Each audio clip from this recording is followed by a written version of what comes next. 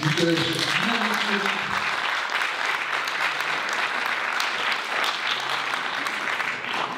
Marie-Curie des Atines pour le sujet numéro 1, obéir, est-ce renoncer à sa liberté?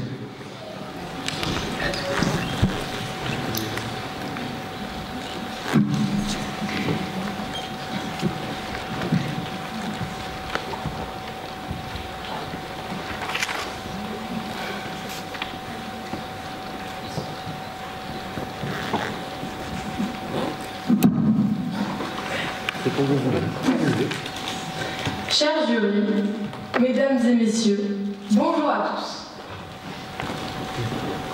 Sur mes cahiers d'écolier, sur mon pupitre et les arbres, sur le sable, sur la neige, j'écris ton nom. Sur la mousse des nuages, sur les sueurs de l'orage, sur la pluie épaisse et fade, j'écris ton nom. Sur mes phares écroulés, sur les murs de mon ennui, j'écris ton nom. Sur la santé revenue, sur le risque disparu, sur l'espoir sans souvenir, j'écris ton nom. Et par le pouvoir d'un mot, je recommence ma vie. Je suis née pour te connaître, pour te nommer. Liberté. Paul-et-Loire, 1942. Des milliers d'exemplaires de ce poème ont été parachutés par la Royal Air Force au-dessus du sol français occupé par l'armée allemande. Les résistants se sont révoltés contre l'autorité mise en place pour reprendre leur liberté. Pourtant, parmi toutes ces personnes qui ont lutté pour leur liberté, beaucoup ont accepté d'obéir à un chef pour mener ce combat. Alors, obéir, est-ce renoncer à sa liberté? L'enjeu de cette question sera de savoir dans quelle mesure obéissance et liberté sont compatibles. Mais qu'est-ce que l'obéissance? L'obéissance consiste à faire ce qu'une autre personne nous dit de faire parce qu'elle a l'autorité sur nous ou parce qu'elle peut user de sanctions si nous ne lui obéissons pas. La première impression qu'on pourrait donc avoir, c'est que la liberté se caractérise par l'absence de toute contrainte. La désobéissance semblerait donc être le seul chemin menant vers cette liberté. Tenez, une désobéissance très simple, celle d'un enfant envers ses parents. Un enfant n'est pas un adulte en miniature. Il n'a pas encore les capacités nécessaires pour résister à tous ses désirs. C'est pourquoi l'adulte est présent pour réfréner ses pulsions en imposant des règles. Car si cette désobéissance est systématique, on voit tout de suite qu'elle ne mène à rien. Dans un ouvrage intitulé Gorgias, Platon fait s'opposer deux thèses. Celle de Calliclès, qui est libertaire, et celle de Socrate, qui prône la tempérance. Au cours de ce dialogue, Calliclès explique qu'il faut remplir chaque désir à mesure qu'il naît, et que la liberté serait d'avoir la force et le cran de désobéir à toute forme de loi, car celle-ci serait une forme d'esclavage. Socrate lui oppose qu'ainsi, il deviendrait simplement l'esclave de ses désirs, le privant ainsi de la liberté qu'il souhaitait avoir. Platon s'intéresse ici à l'individu, mais qu'en est-il pour une société?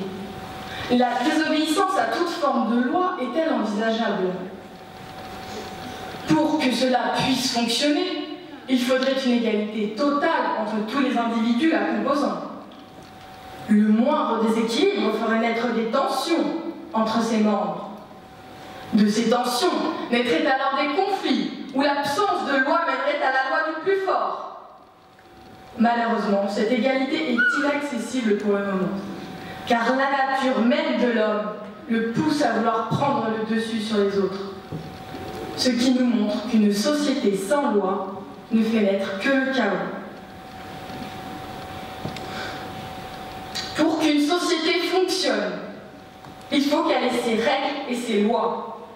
La liberté ne serait donc pas de faire ce que l'on veut, mais ce que l'on doit. Thomas Hobbes, un philosophe anglais du XVIIe siècle, nous explique dans le Léviathan que pour lutter contre le chaos, les individus ont intérêt à passer un pacte commun, transférant une partie de leur liberté à un État qu'ils ont choisi pour assurer la paix et l'ordre public. Selon Hobbes, les individus doivent donc une obéissance totale à l'État qui les protège en retour. L'actualité nous donne de nombreux exemples que l'on pourrait opposer à Hobbes. La Hongrie est un pays démocratique. Elle fait partie de l'Union européenne depuis 2004 et en a adopté tous les principes humanistes. Pourtant, le Premier ministre Viktor Orban a fait voter récemment par son Parlement des lois visant à pénaliser les organisations non gouvernementales qui viennent en aide aux migrants. Laisseriez-vous une personne dans la souffrance sans lui apporter votre aide? Cela est contraire à nos principes. Désobéir à une loi est certes illégale, mais dans ce cas-là, tout à fait légitime. Le deuxième exemple, toujours tiré de l'actualité, est celui d'une jeune femme soudanaise, Alaa Salah. Elle a 22 ans. Elle est juchée sur une voiture, drapée de blanc, le bras levé, rappelant à tous la célèbre allégorie d'Eugène Delacroix, la liberté guidant le peuple, à s'élever contre le tyran et ses lois mises en place depuis 30 ans.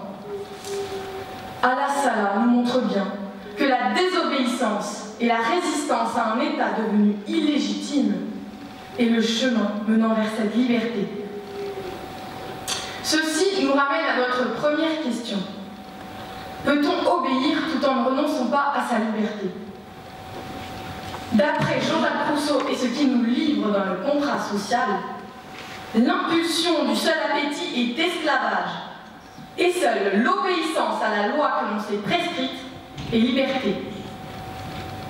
Il nous livre également dans les lettres écrites de la montagne qu'il n'y a point de liberté sans loi, ni quelqu'un au-dessus des lois. Un peuple libre obéit, mais il ne sert pas. Il a des chefs et non des maîtres. Il obéit aux lois, mais il n'obéit qu'aux lois. Et c'est par la force des lois qu'il n'obéit pas aux hommes. Cette idée de liberté est revendiquée dans la Constitution américaine qui, dans son article 2, prône le recours aux armes du peuple pour se protéger du tyran.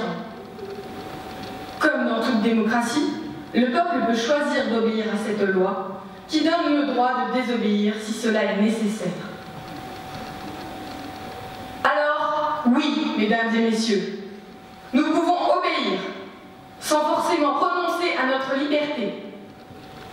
Car pour être libres, nous devons obéir à des lois, tout en gardant notre autonomie et notre liberté de désobéir à ces lois, si elles nous asservissent plutôt qu'elles nous servent.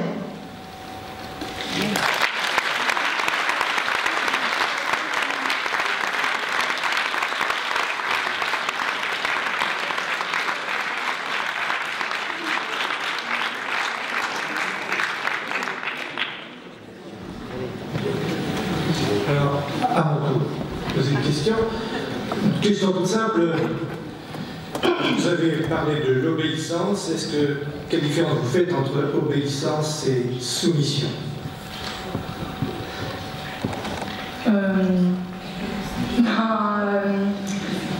Être soumis, c'est n'avoir aucun droit, en fait, alors que l'obéissance, c'est obéir pour en avoir plus par la suite. C'est une réponse qu'on peut prendre avec beaucoup d'intérêt. Merci.